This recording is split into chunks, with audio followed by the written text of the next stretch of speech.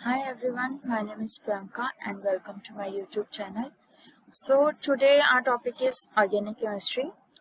इसमें हम plus one का बेसिक क्लियर करेंगे थोड़ा सा कि ऑर्गेनिक केमिस्ट्री होता क्या है and how it is classified, इसमें क्या क्या टाइप्स होती हैं और इसका नॉमेनक्लेचर यानी कि नामकरण कैसे किया जा सकता है. सो स्टार्ट करने से पहले हम ये स्टडी करेंगे कि ऑर्गेनिक केमिस्ट्री एक्चुअल में होता क्या है. ठीक है, ऑर्गेनिक केमिस्ट्री में हम क्या क्या स्टडी करेंगे. ऑर्गेनिक केमिस्ट्री मेजरली हम कार्बन के कंपाउंड्स को बोलते हैं. जो जितने भी कार्बन के कंपाउंड्स हैं वो सारे किस में आ जाते हैं, ऑर्गेनिक केमिस्ट्री में.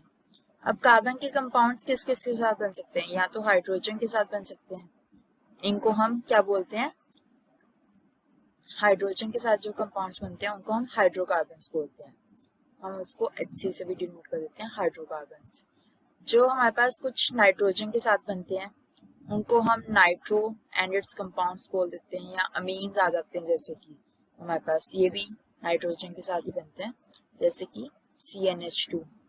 इस तरह के कंपाउंड्स बनते हैं, या फिर C ट्रिपल बॉन्ड N, ये भी हमारे पास एक ऑर्गेनिक कंपाउंड ही बन जाते हैं. नेक्स्ट हमारे पास किसके साथ बनते हैं, ऑक्सीजन के साथ बनते हैं. ठीक है, ऑक्सीजन के साथ बनते हैं तो जैसे कार्बोनाइल कंपाउंड्स है C डबल बॉन्ड O, या फिर COH यानी कि अल्कोहल्स. तो ये सारे किस में आ जाते हैं हमारे पास, ये भी सारे ऑर्गेनिक केमिस्ट्री में आते हैं. तो सबसे पहले हम ये पढ़ेंगे, कार्बन के बारे में थोड़ा सा जान लेते हैं कि कार्बन होता क्या है. ठीक है, so carbon is an element. हमारे पास कार्बन एक एलिमेंट है.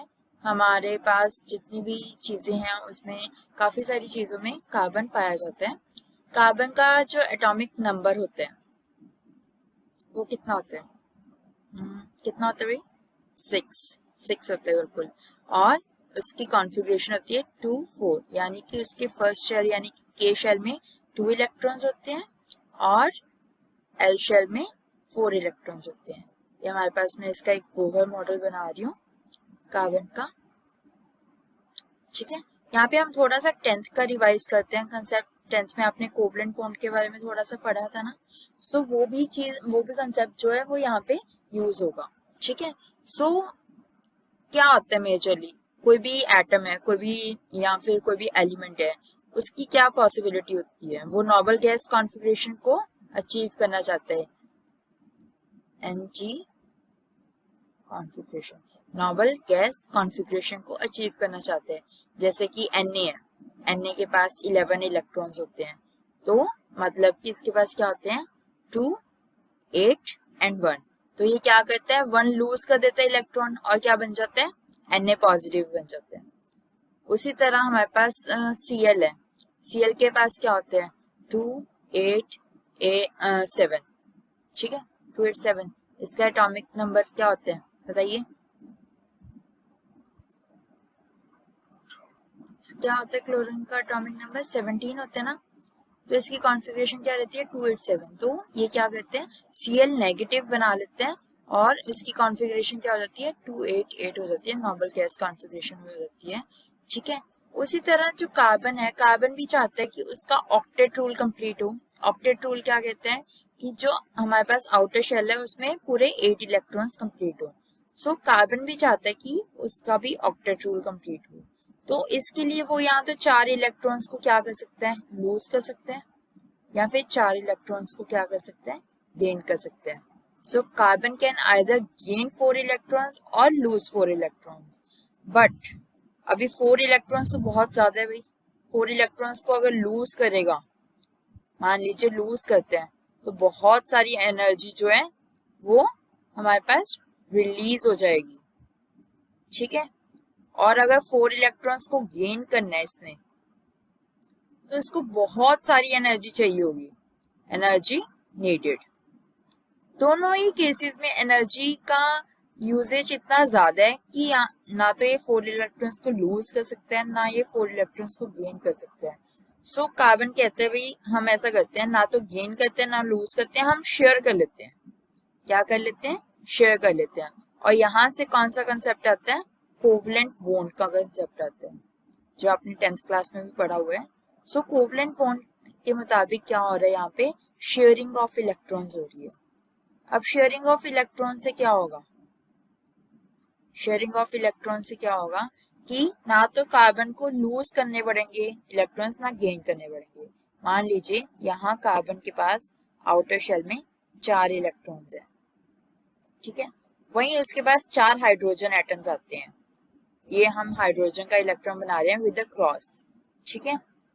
सो हम हाइड्रोजन के इलेक्ट्रॉन्स बना लिए हमने 4, ठीक है। हाइड्रोजन के पास एक एक इलेक्ट्रॉन होते हैं, तो हाइड्रोजन और कार्बन क्या करते हैं, हाइड्रोजन और कार्बन आपस में शेयरिंग कर लेते हैं। तो उसका एक इलेक्ट्रॉन, हाइड्रोजन का एक इलेक्ट्रॉन और कार्बन का एक इलेक्ट्रॉन मिला के क्या बनाते हैं, कोवलेंट बॉन्ड बना देते हैं। इससे क्या होगा कि हाइड्रोजन के पास भी अपना इलेक्ट्रॉन है, कार्बन के पास भी अपना इलेक्ट्रॉन है, इनके पास अपने अपने इलेक्ट्रॉन्स तो है ही, लेकिन जो शेयर किए हैं वो भी इलेक्ट्रॉन्स हैं। अब देखिए कार्बन के पास यहाँ पे देखिए, यहाँ पे 1 इलेक्ट्रॉन, 2 इलेक्ट्रॉन, 3 इलेक्ट्रॉन, 4 तो इसके पास थे ही।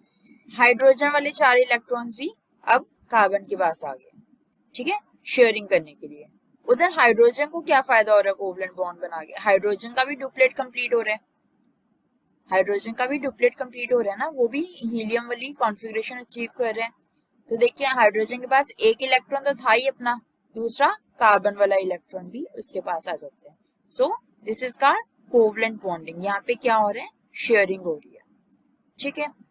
अब बात करते हैं हमने जो यहाँ पे पढ़ना है, जो हम +1 में पढ़ते हैं, +1 में हम पढ़ते हैं क्लासिफिकेशन और नॉमेनक्लेचर। सो नॉमेनक्लेचर का नेचरली मतलब क्या होता है, नॉमेनक्लेचर का मतलब होता है जी, नॉमेनक्लेचर का मतलब होता है हमारे पास नामकरण, यानी कि इसको हम हिंदी में बोलते हैं नामकरण। नामकरण का मतलब किसी को भी कोई नेम देना, जैसे कोई बच्चा पैदा होता है तो उसको हम कोई नेम करते हैं ना, उसके लिए रस्म होती है ना नामकरण की, वैसे ही ऑर्गेनिक कंपाउंड्स का भी हम नॉमेनक्लेचर करते हैं। लेकिन इस नॉमेनक्लेचर की हमें जरूरत क्यों पड़ी, नॉमेनक्लेचर की हमें क्यों जरूरत पड़ी और इसमें किस किस तरह के कंपाउंड्स होते हैं, वो सब कुछ हम इस वीडियो में देखेंगे, ठीक है। नेक्स्ट है हमारे पास सबसे पहले है क्लासिफिकेशन ऑर्गेनिक कंपाउंड्स की। ऑर्गेनिक कंपाउंड्स को हम 2 कैटेगरीज में डिवाइड कर रहे हैं, acyclic open chain and cyclic यानी कि क्लोज्ड चेन। एसाइक्लिक मतलब ऐसे सिंपली कोई भी चेन बनी हो जिसका कोई एंड ना हो, जैसे कि यहाँ पे चेन है, ये आपस में जोड़ नहीं रही है, ये एक तरह की ओपन चेन है। यहाँ पे जैसे CH3, यहाँ पे हम यहाँ पे हाइड्रोजन्स लगा के इसकी कोवलेंसी पूरी कर रहे हैं, क्योंकि एक कार्बन जो है वो 4 बॉन्ड्स बना सकते हैं, ठीक है। तो हमारे पास आ जाते हैं ओपन चेन। ओपन चेन में भी हमारे पास अल्कीन्स, अल्काइंस और अल्केन्स 3 तरह के होते हैं, वो हम आगे स्टडी करेंगे, ठीक है। साइक्लिक होती है कोई भी क्लोज चेन, मान लीजिए मैंने ये 3 कार्बन्स की एक क्लोज चेन बना दी, या फिर ये 4 कार्बन्स की एक क्लोज चेन बना दी। यहाँ पे हर एक कॉर्नर पे हम मान के चलेंगे कि एक कार्बन पड़ा है और उसकी वैलेंसी पूरी करने के लिए हम हाइड्रोजन्स लगा सकते हैं, ठीक है। 5 कार्बन्स की भी चेन बन जाती है पेंटागन शेप की, ठीक है। तो इस तरह ये सारे हमारे पास क्या आ जाते हैं, साइक्लिक में आ जाते हैं। साइक्लिक पे भी हमारे पास आगे 2 टाइप्स हैं, एक तो है हमारे पास होमोसाइक्लिक और कार्बोसाइक्लिक। जैसे कि जो ये मैंने एग्जांपल्स बनाए हैं ये सारे होमोसाइक्लिक हैं। होमोसाइक्लिक का क्या मतलब हुआ कि सारे जो सारे नोड्स हैं हमारे पास, ये नीचे से कॉर्नर्स बने हुए हैं ना ये सारे, तो ये हमारे पास क्या है, ये सारे क्या है, कार्बन के बने हुए हैं। मतलब कि ये सारे होमो मतलब सेम और साइक्लिक मतलब साइकिल में जितने भी हमारे पास एटम्स हैं वो सारे कौन से हैं, कार्बन के एटम्स हैं। मतलब कि कार्बोसाइक्लिक बोल देते हैं इसीलिए इसको, क्योंकि सारे कार्बन की एक रिंग बनी हुई है, कार्बन का एक साइकिल बना हुआ है। या फिर होमोसाइक्लिक मतलब कि सारे एटम्स एक जैसे हैं और सारे कार्बन हैं, ठीक है। हेट्रोसाइक्लिक मतलब मान लीजिए हमारे पास ये एग्जांपल लीजिए, यहाँ पे हमने लगा दिया N और ये यहाँ पे क्या हो रहा है, अब यहाँ पे ये 4 कॉर्नर्स हैं, ये 4 कॉर्नर्स पे क्या बना हुआ है, कार्बन लगा हुआ है और एक कॉर्नर पे क्या लगा हुआ है, नाइट्रोजन लगा हुआ है। मतलब कि एलिमेंट चेंज हो रहे हैं ना, तो ये हमारे पास क्या होगी, हेट्रोसाइक्लिक होगी। जैसे कि हमारे पास इस तरह का कोई आ जाए एग्जाम्पल, ठीक है, तो ये भी हमारे पास क्या हो जाती है, हेट्रोसाइक्लिक रिंग्स हो जाती है। ठीक है। होमोसाइक्लिक में एलिसाइक्लिक, यानी कि जैसे नॉर्मल हमारे पास इस तरह की कोई भी बन जाए, ठीक है, इस तरह की कोई भी चेन बनी हो, उसको हम एलिसाइक्लिक बोल देते हैं। और एक होती है एरोमेटिक। एरोमेटिक एक डिफरेंट टाइप होता है, इसके भी कुछ रूल्स होते हैं। ये आप नेक्स्ट चैप्टर में पढ़ोगे, जब हम हाइड्रोकार्बन्स का चैप्टर करेंगे ना, उसमें हम डिटेल में पढ़ेंगे कि एरोमेटिक कंपाउंड्स कौन से होते हैं और उनको हम कैसे प्रिडिक्ट कर सकते हैं कि ये कंपाउंड एरोमेटिक है या नहीं है। उसमें भी आगे दो तरह के होते हैं, बेंजीनॉइड और नॉन बेंजीनॉइड। इसके बारे में थोड़ा सा बता देती हूँ मैं आपको। ये देखिए, हमारे पास ना एक रिंग होती है, ये देखिए इस शेप की ना, आप ये याद कर सकते हैं कि ये हमारे पास शेप है, ये हमारे पास क्या है, बेंजीन रिंग है। इसका फॉर्मूला होता है C6H6, ठीक है। तो जिस जिस कंपाउंड में ये रिंग होती है, मान लीजिए ये रिंग है और साथ में इसके OH लगा है, तो ये कंपाउंड हमारा बेंजीनॉइड कंपाउंड होगा। और मान लीजिए हमारे पास ये कंपाउंड बना हुआ है, इसमें बेंजीन रिंग नहीं है ना, इसमें सिंपल कोई रिंग है, उसके साथ कुछ भी लगा हुआ है, तो ये नॉन बेंजीनॉइड होगा। तो जिसमें हमारे पास C6H6 वाली रिंग होती है ना, ये वाली रिंग होती है बेंजीन वाली, उन कंपाउंड्स को हम बेंजीनॉइड बोल देते हैं। जैसे हमारे पास नेप्थलीन है इसका एग्जाम्पल, बेंजीन है इसका एग्जाम्पल, क्लोरोबेंजीन है, तो वो सारे हमारे पास बेंजीनॉइड कंपाउंड्स होते हैं। और जिनमें बेंजीन रिंग नहीं होती, यानी कि C6H6 नहीं होता, ठीक है, वो हमारे पास नॉन बेंजीनॉइड होते हैं। ये सब आप बहुत डिटेल में करने वाले हो, आपकी पूरी +1 की ऑर्गेनिक केमिस्ट्री में सब कुछ आपको बहुत डिटेल में आने वाला है। +1 +2 में आप सारे का तरह के कंपाउंड्स जान जाओगे कि कौन से कंपाउंड किस तरह के होते हैं, कौन से एरोमेटिक होते हैं, कौन से बेंजीनॉइड होते हैं, कौन से नॉन बेंजीनॉइड होते हैं, ठीक है। So don't worry about that. Alicyclic में भी सेम है, हेट्रोसाइक्लिक में भी, एलिसाइक्लिक में आपके पास नॉर्मल चेन्स है और एरोमेटिक रिंग्स वाली चेन्स है, कि एरोमेटिक कौन सी होती हैं और एलिसाइक्लिक कौन सी होती है। हेट्रोसाइक्लिक में भी इस तरह की, तो ये आप आगे जानोगे कि कौन कौन सी टाइप की रिंग्स होती है, ठीक है। नेक्स्ट हम करते हैं नॉमेनक्लेचर के बारे में, जो कि हमारा सबसे मेजर टॉपिक है आज का। नॉमेनक्लेचर को के बारे में हमें कुछ रूल्स दिए गए IUPAC के द्वारा, ठीक है। अब ये रूल्स क्यों दिए गए, नॉमेनक्लेचर की क्यों जरूरत पड़ी, उसके बारे में थोड़ा सा जानते हैं। देखिए, सबसे पहले स्टार्टिंग में क्या होता था, स्टार्टिंग में कोई भी ऐसा नॉमेनक्लेचर का रूल नहीं था। जो भी साइंटिस्ट कोई भी कंपाउंड डिस्कवर करता वो अपने मुताबिक उसका नाम रख देता था। सो हुआ क्या, उसके बाद क्या हुआ, अलग अलग कंट्रीज में एक ही कंपाउंड के अलग अलग नाम रख दिए गए। मान लीजिए मेरे पास एक कंपाउंड है CH3OH, ठीक है, इसको मैंने इंडिया में इसको A नाम से जाना जाता है, ठीक है, USA में इसको B नाम से जाना जाता है और ऑस्ट्रेलिया में C नाम से। तो मान लीजिए तीनों जो देश के साइंटिस्ट है वो किसी जगह पे मिलते हैं और इस कंपाउंड की हमारे पास प्रॉपर्टीज बताने लग जाते हैं। वो बोलते हैं कि जो A कंपाउंड है ना, वो एक तरह का अल्कोहल है, दूसरा बोलता है कि वो बहुत ही डेंजरस है, बहुत फेटल हो सकता है अगर कंज्यूम कर लिया जाए, ठीक है। कहता है B कंपाउंड जो है वो फेटल हो सकता है और वो भी अल्कोहल है। तो C बोलता है कि नहीं नहीं, ये प्रॉपर्टीज तो C कंपाउंड की है। जो ऑस्ट्रेलिया वाला साइंटिस्ट बोलता कि ये प्रॉपर्टीज तो C कंपाउंड की है। तो ये भाई तीनों कंफ्यूज है कि तीनों बोलते कि ये A की है, कोई बोलता B की है, कोई बोलता C की है, कि तीन अलग अलग कंपाउंड्स की सेम टू सेम प्रॉपर्टीज कैसे हो सकती हैं। तो बाद में हमें पता चलता है कि वो एक ही कंपाउंड की बात कर रहे थे। तो इस वजह से बहुत ही ज्यादा कंफ्यूजन हो रहा था पूरे, क्योंकि वर्ल्ड में कार्बन के कंपाउंड्स बहुत ज्यादा हैं और अगर इसी तरह नेमिंग चलती रही तो किसी देश में उसको किस नाम से जाना जाएगा, किसी देश में किस नाम से, ड्यू टू लैंग्वेज बैरियर्स। किसकी वजह से, लैंग्वेज बैरियर्स। इसलिए IUPAC ने क्या किया, IUPAC ने एक सेट ऑफ रूल्स बना दिया। उसने कहा कि मैं रूल्स बना देता हूँ। रूल्स बनाने से क्या होगा, जब भी कोई भी कंपाउंड डिस्कवर होता है या किसी भी कंपाउंड की हम बात करेंगे तो हम उसको रूल्स के मुताबिक उसका नॉमेनक्लेचर कर देंगे। नॉमेनक्लेचर करने से क्या हो जाएगा, रूल्स के मुताबिक सबका एक ही नाम रखा जाएगा। मान लीजिए CH3OH था, अब इसका नाम अकॉर्डिंग टू नॉमेनक्लेचर होना चाहिए था मिथ एंड नोल, ठीक है। तो अब सारी कंट्रीज में इसका नाम मिथेनॉल ही है। तो अब कोई भी कंफ्यूजन नहीं होगा, सबको पता चल जाएगा कि भाई ये प्रॉपर्टीज मिथेनॉल की है। तो IUPAC ने इसलिए इसको एक रूल्स के सेट पे कवर कर दिया। तो हम वही रूल्स पढ़ने वाले हैं इस वीडियो में, ठीक है। सो पहले तो हम जानते हैं कि IUPAC की फुल फॉर्म क्या है। IUPAC की फुल फॉर्म है इंटरनेशनल, ये बहुत ही इंपॉर्टेंट है, बहुत बार कॉम्पिटिटिव पेपर्स में भी आ जाता है और ये हमें पता भी होना चाहिए। International union of pure and applied chemistry, ठीक है।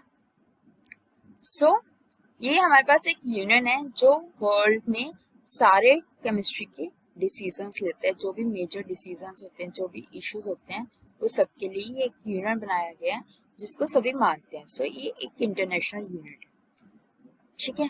तो IUPAC ने क्या किया, IUPAC ने सिंपल सेट ऑफ रूल्स बना दिए नॉमेनक्लेचर के लिए। जैसे जैसे वो नॉमेनक्लेचर करते गए अलग अलग रूल्स बनते रहे।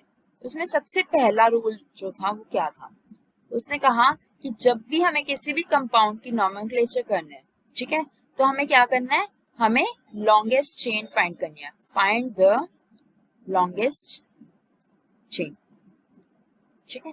पहले आप रूल्स सुन लीजिए, जो बेसिक एक दो रूल्स हैं वो मैं बता देती हूँ, फिर हम एग्जांपल लेंगे, ठीक है।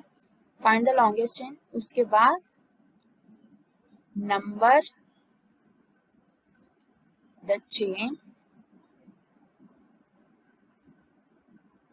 अकॉर्डिंग टू लोएस्ट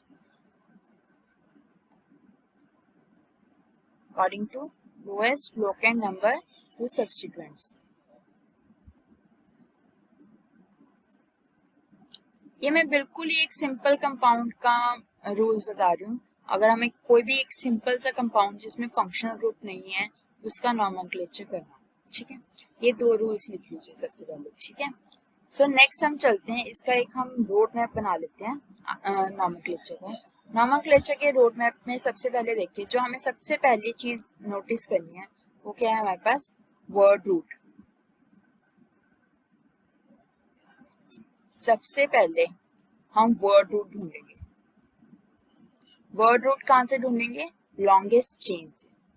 एग्जांपल लेते हैं, जैसे कि हमारे पास है एक, ये एग्जांपल ले रहे हैं, ठीक है। और ठीक है, ये हमने एग्जांपल ले लिया एक सिंपल सा। अब हमें लॉन्गेस्ट चेन ढूंढनी है, CH2 एंड CH3। देखिए ये जो मैंने हाइड्रोजन्स लगाए हैं ना, ये मैंने इस मुताबिक लगाए हैं कि हर एक कार्बन के 4 बॉन्ड्स बन जाए। जैसे यहाँ पे 1 2 3 और ये हाइड्रोजन के साथ 4th बॉन्ड बन रहा है, ठीक है। सो हमारे पास क्या हो रहा है, हमने सबसे पहले इसका वर्ड रूट ढूंढना है। वर्ड रूट ढूंढने के लिए हम क्या करेंगे, जस्ट अ सेकेंड,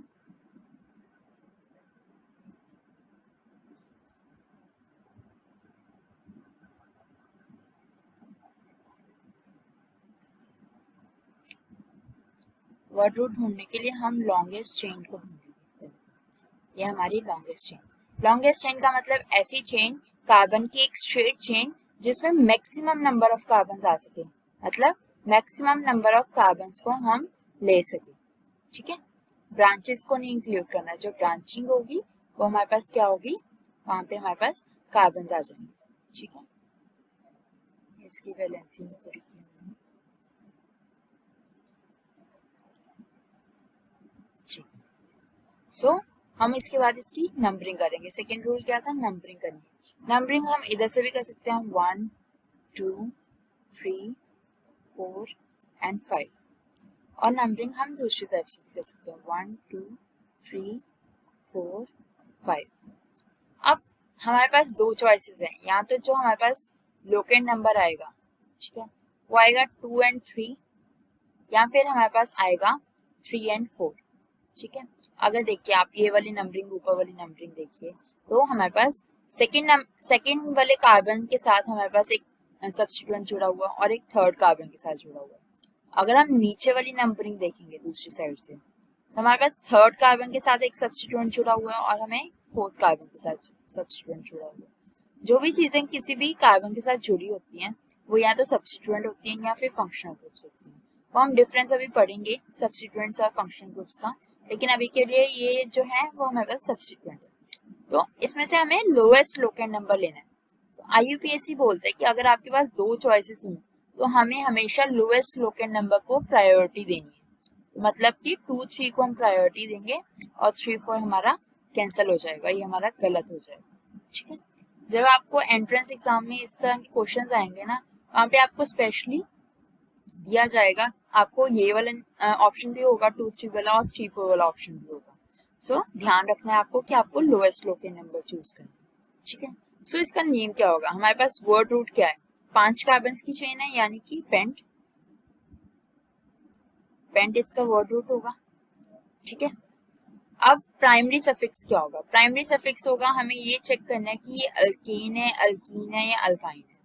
हमेशा याद रखिए अगर आपके पास सारे कार्बन्स के बीच में सिंगल बॉन्ड है तो उसका प्राइमरी सफिक्स होगा एन, अगर हमारे पास डबल बॉन्ड है तो होगा इन, और अगर हमारे पास ट्रिपल बॉन्ड है तो होगा आइन। ठीक है, 3 तरह के कंपाउंड्स होते हैं हमारे पास, alkanes, alkenes and alkynes. Alkanes का क्या मतलब होता है, अल्केन्स होते हैं कि सारे कार्बन्स के बीच में सिंगल बॉन्ड है, सैचुरेटेड कार्बन्स होते हैं ये। एल्कीन्स मतलब किसी,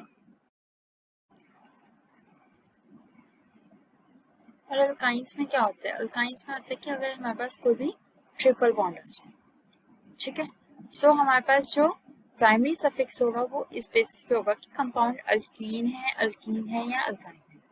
तो जैसे कि हम एक कंपाउंड की बात कर रहे थे, हमारे पास मान लीजिए 5 कार्बन का एक कंपाउंड आ गया, इसके ऊपर एक और कार्बन लगा हुआ।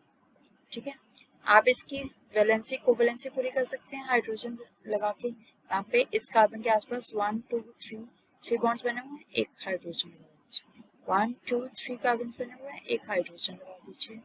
यहाँ पे 2 हाइड्रोजन आ जाएंगे, यहाँ पे 3 हाइड्रोजन। हमें वैलेंसी पूरी करनी होती है, मतलब कार्बन के आसपास 4 बॉन्ड्स बने होने चाहिए। तो हमने इसकी नंबरिंग की है 1, 2, 3, 4 एंड 5। हमारे पास वर्ड रूट क्या आ गया, पेंट आ गया। प्राइमरी सफिक्स क्या आ गया, एन आ गया। और इसके आगे क्या आएगा, हमारे पास दोनों मिथाइल ग्रुप्स हैं, दोनों एक एक कार्बन के बने हुए हैं ग्रुप्स, तो 3, 4 डाइमिथाइल। एक नेम तो ये हो गया 3, 4 डाइमिथाइल। दूसरा नाम क्या बनेगा, अगर हम इधर से नंबरिंग करें 1, 2, 3, 4, 5, दूसरा नाम हमारे पास बन रहे हैं 2, 3 डाइमिथाइल पेंटेन। ठीक है, ये हाइफन नहीं लगाना, ये हाइफन तो मैंने जस्ट आपको सिखाने के लिए कि हमने वर्ड रूट और सफिक्स को अलग करके दिखाया था।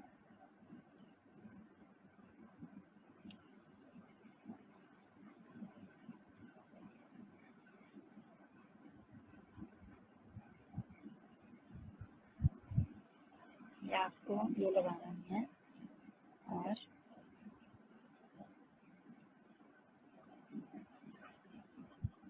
इकट्ठा लिखना है पेंटेन रनिंग लेटर्स में। ठीक है, सो अब इनमें से 3, 4 और 2, 3 में से कौन सा सही है कौन सा गलत है।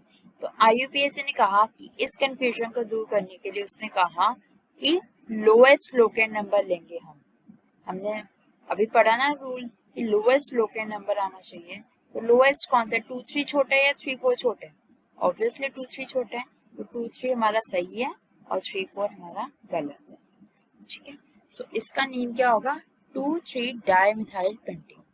अब हम थोड़ा सा डिटेल में पढ़ते हैं कि प्राइमरी प्रीफिक्स क्या होते हैं, सेकेंडरी प्रीफिक्स क्या होते हैं और सफिक्सेस क्या होते हैं। सबसे पहले वर्ड रूट को देखते हैं। वर्ड रूट में हमें चेन लेंथ पता चलती है, मान लीजिए एक कार्बन है, उसके आसपास सिर्फ हाइड्रोजन लगे, यहाँ पे आप लॉन्गेस्ट चेन देखोगे कार्बन की तो वो सिर्फ 1 कार्बन की बनेगी। 1 कार्बन के लिए हमारे पास वर्ड रूट क्या है, मेथ। और क्योंकि यहाँ पे सारे सिंगल बॉन्ड्स हैं इसलिए एन। मीथेन। तो ये इसका नाम हमारे पास क्या आ गया, मीथेन। इसी तरह दो कार्बन्स की चेन बनी हो तो दो कार्बन्स के लिए हमारे पास क्या है वर्ड रूट, एथ, हमने लगा दिया एथ, जो प्राइमरी सफिक्स क्या है, एन, बस क्या बन गया, इथेन। इसी तरह तीन कार्बन्स की हो तो प्रोपेन, चार की हो ब्यूटेन, पांच की हो पेंटेन, पेंटेन तो हमने अभी देखा था, सिक्स की हो हेक्सेन, सेवन की हो हेप्टेन, एट की हो ऑक्टेन, नाइन की हो नोनेन, टेन की हो डेकेन। ठीक है, तो एन हमारा प्राइमरी सफिक्स है, एन हमने प्राइमरी सफिक्स में देखना है, और मेथ हमारा वर्ड रूट है। तो यहाँ पे हमने वर्ड रूट का टेबल बना हुआ है। आपको मेनली 10 तक आएंगे, फिर भी आपको यहाँ पे 11, 12, 20 और 30 का भी दिया होगा। ठीक है, नेक्स्ट हम पढ़ेंगे सफिक्सेस। सफिक्सेस मतलब कि जो वर्ड रूट के बाद लगेगा। सफिक्स जो बाद में लगेगा, प्री मतलब पहले, तो प्रीफिक्स जो पहले लगेगा। सफिक्स में सबसे पहले तो हमने एन, इन, आइन अभी किए हैं। एन का मतलब है अल्केन, पहले हम अल्केन्स को ही डिस्कस कर रहे हैं। इन और आइन आपको फर्दर वीडियोस में उसका नॉमेनक्लेचर सिखाया जाएगा।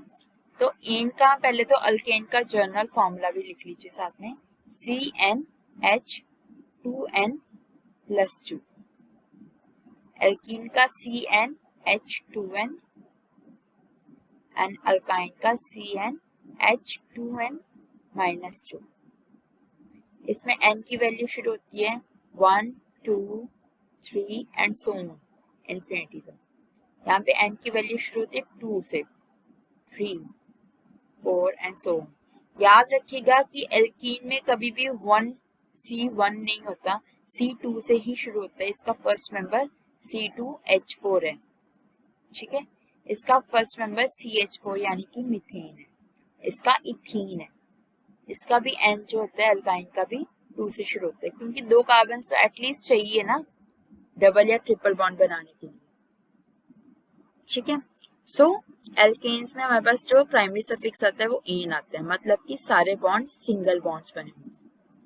ठीक है, अगर किसी कार्बन के बीच में दो बॉन्ड्स डबल बॉन्ड आ जाए तो ये अल्कीन बन जाते हैं, और किसी कार्बन के बीच में ट्रिपल बॉन्ड आ जाए तो अल्काइन बन जाए। ठीक है, सेकेंडरी सफिक्स जो है वो हम नेक्स्ट वीडियो में पढ़ेंगे। फंक्शनल ग्रुप्स के ऊपर एक स्पेशल वीडियो बनाया जाएगा। ठीक है, ये सारे फंक्शनल ग्रुप्स हैं, इसमें इनका प्रॉपर नॉमेनक्लेचर होते हैं, प्रॉपर ग्रुप्स आपको बताए जाएंगे। ये भी बताया जाएगा किस ग्रुप को प्रायोरिटी देनी है, किसको नहीं देनी है, और जिनको प्रायोरिटी नहीं दे रही है उनका नेमिंग कैसे करना है। ठीक है, सो नेक्स्ट वीडियो बनाया जाएगा। प्लीज इस वीडियो को लाइक कीजिएगा, शेयर और सब्सक्राइब करते रहिएगा, ताकि और ज्यादा से ज्यादा वीडियोस बनाई जा सके आप लोगों के लिए। ठीक है, सो हमने सेकेंडरी सफिक्स हम नेक्स्ट वीडियो के लिए छोड़ देते हैं। अभी हम थोड़ा बेसिक सा कर रहे हैं, बेसिक में हमें सेकेंडरी सफिक्स की जरूरत नहीं, अभी हम प्राइमरी सफिक्स से ही कहीं स्टडी कर रहे हैं इसमें। ठीक है, नेक्स्ट है प्रीफिक्सेस हमारे पास। ठीक है, प्रीफिक्स में हमारे पास प्राइमरी प्रीफिक्स तो मैंने अभी आपको बताया था कि एसाइक्लिक कंपाउंड्स के लिए होते हैं। मान लीजिए आपके पास इस तरह का कोई कंपाउंड आ गया, ये हमारे पास साइक्लो कंपाउंड है। ठीक है, तो तब हम इसको नेम देंगे साइक्लो, तीन कार्बन के तो prop and ene. Cyclic ring का प्रॉपर नॉमेनक्लेचर आपको नेक्स्ट वीडियोस में मिलेगा, लेकिन फिलहाल के लिए सिर्फ एग्जांपल के लिए बता रही हूँ, क्योंकि ये साइक्लिक रिंग है यानी कि एक क्लोज्ड लूप है, जिसकी वजह से आगे इसके एक प्राइमरी प्रीफिक्स लग जाता है साइक्लो।